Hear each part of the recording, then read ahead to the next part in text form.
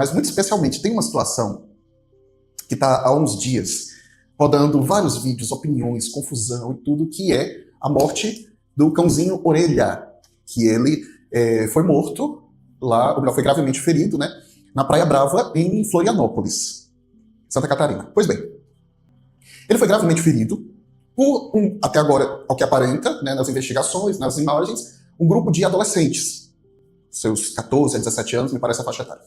E antes que você fale alguma coisa, antes que você suba comentários sobre isso, né, eu quero me aprofundar, mas para ir além do que está todo mundo falando. Porque já se levantou tanta coisa. As pessoas estão discutindo maioridade penal, as pessoas estão discutindo porque uma família rica vai proteger, as pessoas estão discutindo que eles devem ser linchados, tem gente pedindo ajuda ao crime organizado para ir lá e bater nos meninos e tal. Enfim, o cachorrinho foi maltratado por eles, ao que tudo indica, e foi levado para uma clínica e não resistiu. Ele ia sofrer muito e precisou ser sacrificado, né? E parece que esses meninos tinham tentado fazer com outro cachorro também, mas é uma suspeita, né? Há indícios de que isso possa ter acontecido. Mas a grande discussão que está é o seguinte: não era um grupo de 1 ou 2 meninos. Melhor, um grupo de 1 não existe, né? Não era 1 ou 2 meninos. Eram vários, certo? Eram vários. E as pessoas estão discutindo assim: a criação que esses pais deram a esses filhos deve ser a pior possível. Esses pais devem ser pessoas imundas. E xingam os pais, xingam a família, e xingam todo mundo e tal. Aí foram atrás de onde os meninos estudam, quais as empresas que os pais têm. Aí eles trabalham em tais empresas. Vamos boicotar as empresas. Vamos boicotar a escola que essas crianças estudaram, que inclusive é uma escola religiosa. Vamos boicotar onde esses rapazes, esses adolescentes estudavam e tal. Tá um caos. Como tudo na internet, nós sabemos que daqui a uma semana ou daqui a 15 dias, alguém falar de cãozinho orelha, ninguém vai nem saber quem é, né? Por isso que é importante aproveitar esse momento de reflexão, porque a internet ela não é... As pessoas elas não se mobilizam, infelizmente, diante das coisas por ordem de prioridade do que está acontecendo, não. É daquilo que chega a elas de forma mais em continuidade, certo? Matar um cãozinho daquele jeito é grave ou não? É grave, é sério, é doloroso. Só que é a coisa mais grave que está acontecendo nas nossas ruas, nas nossas casas, nas nossas cidades? Não é. Mas a gente não se preocupa com as coisas a partir da ordem de gravidade, a gente se preocupa como elas chegaram pra gente. Então as pessoas estão dizendo assim: meu Deus, estão preocupadas com o cachorro, e as crianças, e isso, aquilo e tal. Gente, não é porque existe um crime, uma situação mais grave, que a gente não vai olhar para essa situação e também olhar a gravidade dela. Não é por isso, esse é o primeiro ponto. O segundo ponto: você que está olhando, desculpa dizer para vocês, desculpa dizer, é com dor no meu coração que eu falo isso, mas eu me coloco no mesmo lugar, certo? Quem está olhando e dizendo assim: essas famílias fizeram isso, esses filhos foram orientados a fazer isso, eles aprenderam em casa a fazer aquilo e tal, essa crueldade, eles devem ser pessoas horríveis na vida deles e tal. Gente, parece que o fato ocorreu dia 15 ou dia 16 agora de janeiro. Desculpa dizer para você, mas eu tenho certeza que no dia 14 de janeiro, no dia anterior, a maioria daquelas famílias recebia histórias, por exemplo, do cachorrinho que foi maltratado lá pelo segurança no supermercado, bichinho morto por aí. O absurdo que ocorreu, no final dos anos 90 e início dos anos 2000, não lembro bem, com aquele índio da tribo Pataxó, você lembra? Lá em Brasília, o índio Galdino, que foi queimado vivo. E quando os jovens que fizeram aquilo foram consultados, sabe o que vocês fizeram? Um absurdo dele? Não, a gente estava só brincando. Brincando. Como se aquele ser humano fosse um boneco de Judas, que as pessoas ficam malhando na Páscoa, como se fosse um pedaço de pano, como se fosse um pedaço de jornal. Mas eles alegaram isso. E o que aconteceu na época? Eles responderam ali um pouquinho, não sei o que. Hoje todos estão no serviço público do nosso país. Todos eles são hoje concursados. Impunidade e tal. E talvez se eu estivesse tendo essa conversa dia 14 de janeiro, na família de qualquer uma daqueles jovens que mataram o cãozinho orelha, eles estivessem revoltados. E dissessem: que absurdo! Como é que pode fazerem isso com o índio? Como é que pode o segurança fazer isso com o cachorrinho no supermercado? Como é que pode esse tipo de coisa acontecer nesse país? Esse país está perdido? E sabe qual é o discurso, geralmente? A culpa é de fulano. Não, a culpa é de Beltrano. Mas o pai desse menino, a mãe desse menino.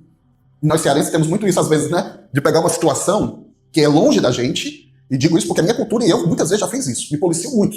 A gente pega uma situação da vida do vizinho, da família do vizinho, do filho do vizinho, olha, e a gente tem uma solução mágica.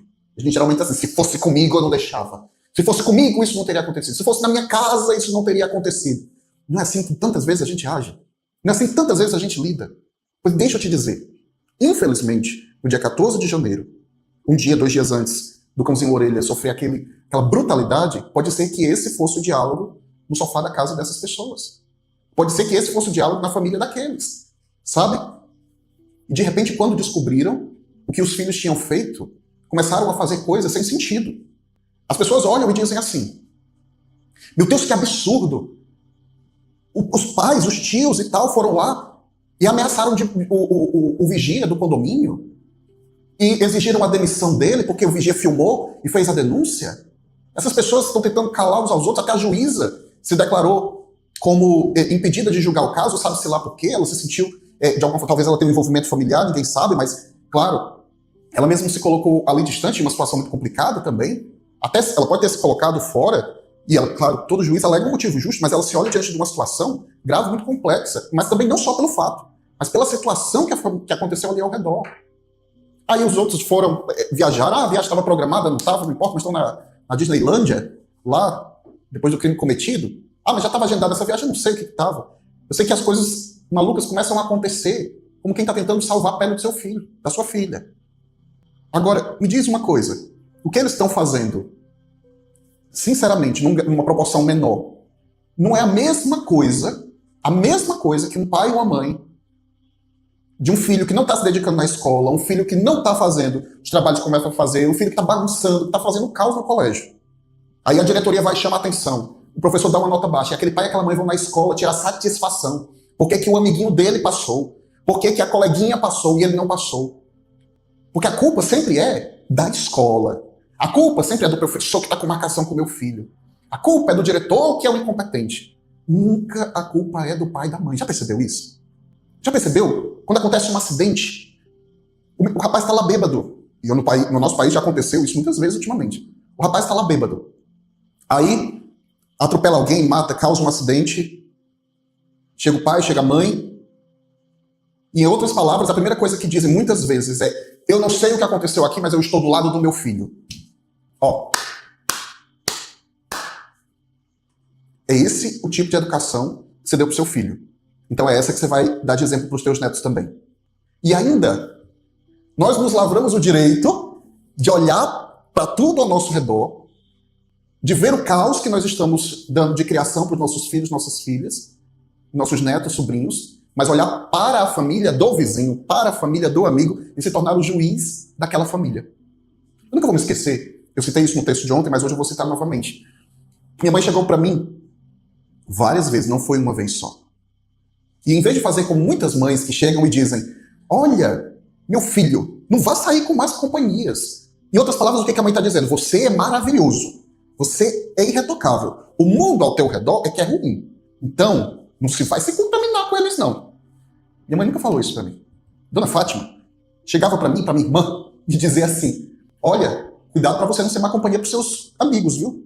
Olha, você está saindo com seu primo, você não vai dizer para ele fazer nada errado, não, viu?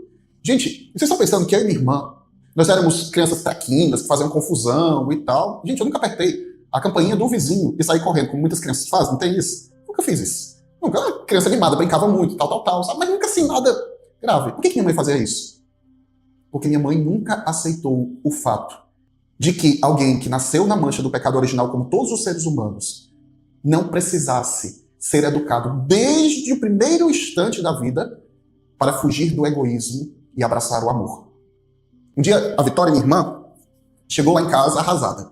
Disse assim: mãe, a senhora não vai acreditar. A fulaninha da minha sala, isso, minha irmã tinha 12 anos de idade, certo? Fulaninha da minha sala tá grávida. A senhora acredita? A mãe olhou para ela, não como se fosse hoje, a mãe olhou para ela e disse assim, a mãe recordou esses dias até, e disse assim: minha filha, por que você tá admirada? Podia ser você. Preste atenção. Acorde para a vida.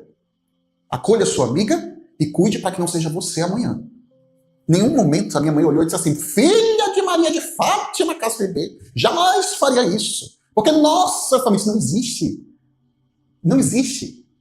Quantos santos olhavam para a vida de pessoas que estavam ali à beira da morte, na forca? Quantos santos olharam pessoas que cometeram crimes gravíssimos?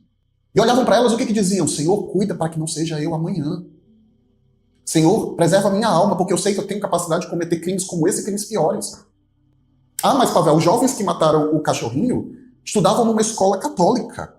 Como é que pode os pais pagarem tão caro colocaram numa escola tão boa, tão referência, e mesmo assim os filhos se tornarem pessoas tão desumanas e tão sem amor. Deixa eu te dizer uma coisa. Quando eu era criança, eu tinha muita asma, muita crise de asma. Passava dias e dias internado no hospital. Se for juntar tudo que eu passei na infância até a adolescência, devo ter passado ali, olha, juntando todas as horas, todos os dias, devo ter passado uns 4, 5 anos direto no hospital. Mas deixa eu te contar um negócio. Eu passei 4, 5 anos direto no hospital, sem sair. E eu não entendo nada de medicina. Você acredita que eu passei de 4 a 5 anos no hospital e eu não virei médico? Você acredita nisso? Você acredita que tem gente que morre sem tomar o remédio que precisa, morando do lado da farmácia? Isso é um absurdo. Não é um absurdo? Se a farmácia está do seu lado, se o remédio está a 2 metros de você, como é que você não ficou curado? Hein? Como é que você não ficou curado? Olha, eu vou ficar bem rapidinho, só para você ver aqui, certo? Aqui, ó. Vê essa barriguinha? Essa barriguinha formosa aqui? Pois bem, ano passado, antes da gente saber que ia reformar a rádio, eu fui numa academia e me matriculei. E deixei ela no débito do cartão. Quando eu fui ver, depois de uns 4 meses, estava ali descontando o dinheiro do cartão. Puxa, eu esqueci de cancelar a academia.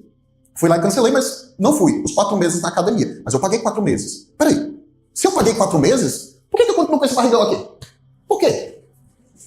Gente, não é o fato da farinha estar na padaria que vai fazer pão nascer. Do nada. Não é o fato de eu estar no hospital que eu vou me tornar médico. Não é o fato de eu estar pagando a academia que eu vou ficar magro e esbelto. Gente, quantas pessoas estão na igreja, mas a igreja não está nelas? Quantas pessoas estão fingindo religião, mas em casa não vivem o básico? O básico. Porque não adianta, pelo amor de Deus, não adianta você ir para todas as missas da sua vida se você não permitir que a Eucaristia reine dentro de você. Da mesma escola que saem pessoas criminosas, saem os grandes sucessos do mundo. Sabia disso? Você não pode, de forma nenhuma, olhar para a situação de alguém e dizer, porque fulano frequenta muito a igreja, que quer dizer que aquela pessoa vai ser alguém que vive o Evangelho de Cristo. Enquanto teve gente que recebeu muito menos, e conseguiu fazer daquilo frutificar e dar frutos porque plantou a semente. Gente, o alerta que eu estou querendo dizer para você é enquanto está todo mundo na internet, está o país inteiro, olhando para aquelas famílias, para aqueles jovens, e chama monstros, psicopatas, assassinos, como é que pode uma família assim? Na minha nunca aconteceria. Eu venho te trazer um ensinamento que eu recebi do seu Roberto e Dona Fátima, meus pais, que é dizer, meu filho, se você não cuidar, acontece sim. Quem está de pé, isso é bíblico, cuidado para não cair. Melhore todos os dias, porque o dia que você não melhora, você não fica estagnado não, você piora. Passa a olhar para o próximo e tirar um pouquinho da sujeira do teu coração todos os dias, porque senão ela encarde. A mãe sempre dizia, ferida de poeira parada no coração, nem água sanitária tira. Com outras palavras, ela dizia isso. É aquela mancha que nem água sanitária tira. Que nem o pior corrosivo. Eu estou falando para você uma coisa muito básica que São João Bosco nos ensinou. É impossível você educar um jovem se você não tiver razão. E a razão, ela passa pelo conhecimento da verdade, para olhar as coisas ao nosso redor e não ficar fingindo que as coisas não existem. É você abraçar a ciência, como a igreja nos ensinou a abraçar. É você estudar e estudar a fundo. Mas também é necessário religião, e a palavra de São João Bosco é muito clara. É impossível. Eu estava até com ela aqui guardada. Sem religião não há verdadeira educação. E deixa eu te dizer, a educação ela está em casa. Ela está em casa. E ela não está. Não é. Presta atenção nisso. Ela não é o que você fala para os seus filhos. A educação de verdade é o que você faz e eles veem. Tenta lembrar as coisas que você faz hoje, porque teus pais te disseram para fazer, e as coisas que você faz, porque viu eles fazerem. A forma que você viu sua mãe cozinhar. A sua voz é parecida com a voz dos seus pais, pai e mãe quem te criou, né? A tua forma de reagir é parecida com a forma das pessoas que te criaram. Mas o que eles te falaram, o que eles te ensinaram, às vezes você nem lembra as frases direito. O que eles fizeram? Meu irmão, isso sim foi a educação que eles te deram. Aqueles jovens são mal educados. Quer dizer que os pais não colocaram em boas escolas? Quer dizer que os pais não conversavam com eles em casa dizendo, isso é o certo, isso é o errado, isso é o certo, isso é o errado? Não quer dizer não. Quem está querendo chamar aqueles pais mal educados, está querendo dizer, na minha casa, diante do meu filho, eu só faço atitudes honestas, caridosas, justas. Diante dos meus filhos, eu não agredo minha esposa, eu não xingo, eu não falo palavrão. E olha, e se um dia meus filhos me pegarem numa situação fora da presença deles, eles também vão me encontrar do mesmo jeito, honesto, justo. Conheço uma pessoa, tentado ser bem universal para não gerar a imaginação de ninguém, conheço uma pessoa que a boca dela é falar de valores para os filhos, do que ensina aos filhos. Aí eu ensino meu filho a rezar, eu ensino o Pai Nosso, eu ensino a Ave Maria, eu ensino não sei o que, não sei o que, não sei o que. E a pessoa, num evento do Evangelizar, aqui em Fortaleza, com o padre Reginaldo Manzotti, ela fraudou as pulseiras porque ela queria que o filho, a esposa e a outra filha estivessem pertinho do padre Reginaldo Manzotti. E ali tivesse um encontro com Deus. E ali tivesse uma experiência de religião. Isso é religião. Isso é fé.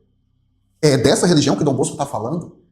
De você mentir, roubar, fraudar, em troca de viver um ato de devoção. Desculpa, não é nem devoção, é devocionismo. É você estar tratando aquele missionário, aquele homem de Deus, e quem conhece o padre Reginaldo sabe bem, aquela pessoa de um coração tão generoso, tão bom, é você estar tratando ele como um objeto, como um artista. Eu já passei por isso várias vezes. Eu já passei. Por gente que me escuta falando aqui no rádio, não tem essa providência e tudo mais, e quando me encontra nos lugares, para do meu lado para tirar uma foto, primeiro, não pede licença, vem, aponta a câmera, tira uma foto, durante a foto me dá um abraço, depois a pessoa sai olhando pro celular, eu não sei quem foi, não sei quando foi, não sei que família é aquela, não sei de nada. De nada. Enquanto pessoas sem celular chegam para mim, eu queria partilhar uma situação, queria dar um testemunho e tal. Eu digo, essas pessoas estão vivendo uma religião verdadeira. Que não é de aparência. Só que aquelas que passam por mim, tiram uma foto, saem e eu, meu Deus, o que é isso? O que aconteceu aqui? Pareceu um flash na minha frente, um vulto passou. Gente, essa situação acontece muito. Muito. Nós precisamos parar de viver a nossa religião de aparência. Porque só porque você está numa escola religiosa não quer dizer que automaticamente teu filho ele vai se tornar santo. Que o teu filho vai se tornar bom. Se você não mudar as tuas atitudes em casa e der o exemplo para o teu filho, você não está vivendo religião nenhuma. Você tem que ser aquela pessoa que vai na farmácia, do lado da casa, abre a farmácia, compra o remédio e dá para o doente e diz, está aqui, esse remédio que você está tomando, eu tive sacrifício em comprá-lo, mas se eu preciso desse remédio, eu também vou tomá-lo, meu filho. Eu também vou tomá-lo, minha filha. Não adianta você querer que a escola, a igreja, eduquem seus filhos, se você não abrir a porta da tua casa para a mudança. Quer ensinar teu filho certo? Quer evitar de cair no que aconteceu com aqueles jovens? E eu não estou querendo dizer que aquelas famílias não lutassem, porque a gente não sabe o que a gente é capaz de fazer quando está num grupo que está fazendo o errado. Deixa eu te dizer o certo. Primeiro, não julga. Não estou querendo dizer que eles não têm que cumprir a punição, tudo mais. Tem que ser. Tem que ser e que a lei se faça. Sem exageros e sem amenizar. Mas o principal nesse momento é você olhar para Jesus e você dizer, Senhor, educa minha casa para que eu não cometa o mesmo.